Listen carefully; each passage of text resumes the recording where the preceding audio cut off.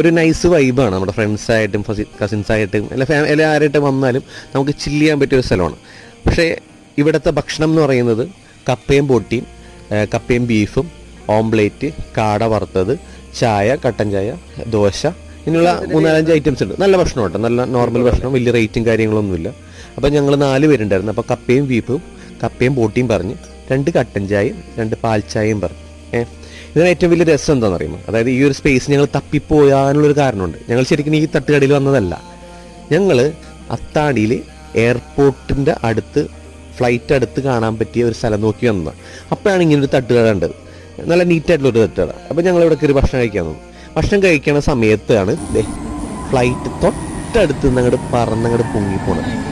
എന്ത് മനോഹരമാണ് നോക്കി. അതിൻ്റെ കൂടെ ഭക്ഷണം കഴിക്കുകയും ചെയ്യാം, ഫ്ലൈറ്റ് പൊങ്ങിപ്പോകാൻ കാണാം. കൊച്ചി ഇന്റർനാഷണൽ എയർപോർട്ടിന്റെ ബാക്ക് സൈഡിലാണ് ഈ തട്ടുകട.